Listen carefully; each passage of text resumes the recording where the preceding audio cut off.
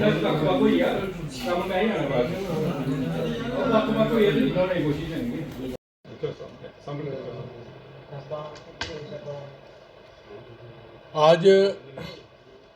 ये पत्रकारिता इसलिए है कि सावन मास की अमृत कथा का आयोजन जो है वो 16 जुलाई एतवार से 16 अगस्त तक ये सावन के महीने की कथा जो है ये कठुआ आर्य समाज के इस पवित्र हाल के अंदर चलेगी। इस बार जो है वो 25वां साल इस कथा को पूरा होगा सिल्वर जुबली के तौर पर। पिछले 25 साल से ये कथा जो है ये आर्य समाज मंदिर वेदों के आधार पर यह कथा चल रही है। अलग अलग प्रवक्ता 25 साल के अंदर आए और उन्होंने वेदों के आधार पर ये जहाँ कथा हमें सुनाई। इस बार जो 25वीं बार जो कथा शुरू हो रही है हिमाचल से माता सत्यप्रिय जी, और एक उसके बाद 20 तारीख के बाद एक और प्रवक्ता आएंगे, तो वो जब आएंगे उनका नाम फिर हम आपको सुनाएंगे। लेकिन पहले जो है ये माता सत्यप्रिय जी कल से वो कथा शुरू करेंगी। आज वो जहाँ दोपहर के बाद 2 बजे के बाद आ जाएंगी। तो मेरी माताओं बहनों से प्रार्थना है, कठुआ नगर वासियों से, गाँव वासियों से, कि आप लोगों को पता है कि यहाँ कथा चलती है, लेकिन फिर आपको याद दिलाने के लिए पत्रकारिता जो हम कर रहे हैं। तो मेरी माताओं बहनों से, भाइयों से, दुकानदारों भाइयों से, मजदूर भाइयों से, किसान भाइयों से प्रार्थना है, बच्चों से भी, कि इस कथा को सुनने के लिए ठीक शाम 4 बजे ये कथा शुरू होगी और 6 बजे तक ये कथा चलेगी हर रोज़।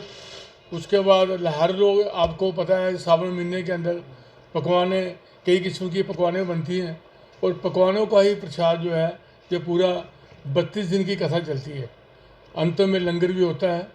तो मेरी माताओं बहनों से प्रार्थना है कि आप ठीक 4 बजे आएँ और 6 बजे, जहाँ आर्य समाज का टाइम बड़ा फिक्स रहता है, समय पर कथा शुरू होती है और समय पर ही समाप्त होती है। तो आप मेरी फिर माताओं बहनों से यही प्रार्थना है कि आप उस परम पिता परमात्मा के चरणों में लगें। सावन महीना जो है ये एक पूजा पाठ ही महीना होता है। कहते हैं कि सावन महीने में जो लोग पशुओं से काम लेते थे उनको भी छोड़ देते हैं। वो पशु भी जो है उनको फ्री में छोड़ देते थे। मैक्सिमम लोग जो देश इसमें भक्ति में रहते थे, देशभक्ति में भी रहते थे और प्रभु भक्ति में भी वो काम करते थे। तो इसलिए वेदों के आधार पर ये कथा होगी। जो हमारी माता सत्यप्रिय जी आ रही हैं वो भजन उपदेशक भी हैं और प्रवचन भी करती हैं, दोनों काम जो है वो करेंगी।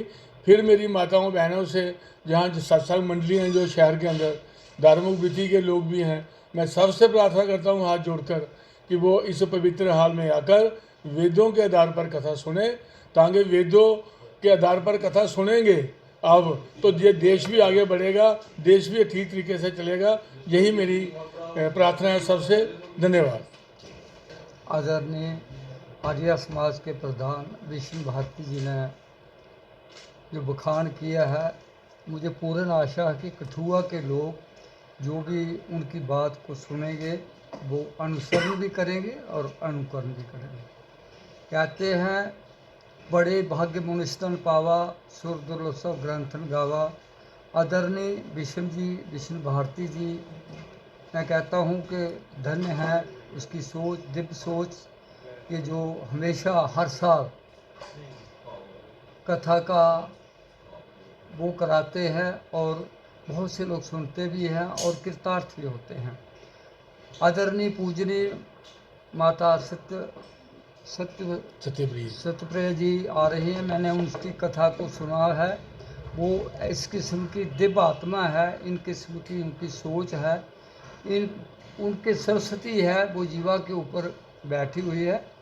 तो मेरी सभी माताओं बहनों को, बुज़ुर्गों को भी, कि जो घर में बैठे रहते हैं, मनुष्य जन्म का जो अर्थ है उसको समझने का प्रयास करें। कथाओं का आयोजन तो होता है, लेकिन अगर हम पूर्ण रूप से उनका लाभ नहीं उठाएं तो कोई फ़ायदा नहीं है।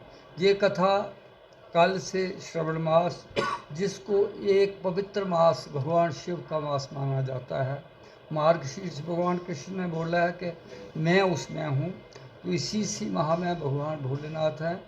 तो इस माह का बड़ा महत्व है। जो इस कथा को राजा परीक्षित की तरह, उन्होंने तो 7 दिन कथा सुनी थी, लेकिन ये जो कथा है वो 32 दिन तकरीबन चलेगी। तो मैं आप लोगों को एक बुज़ुर्ग 84-85 साल का होने के नाते कहूँगा कि समय निकाल लें, समय जो है वो अनुकूल बनाएं। ये आपके ऊपर डिपेंड करता है, किसी ने, हमने तो आपको बताना है, लेकिन समझना आपके ऊपर है।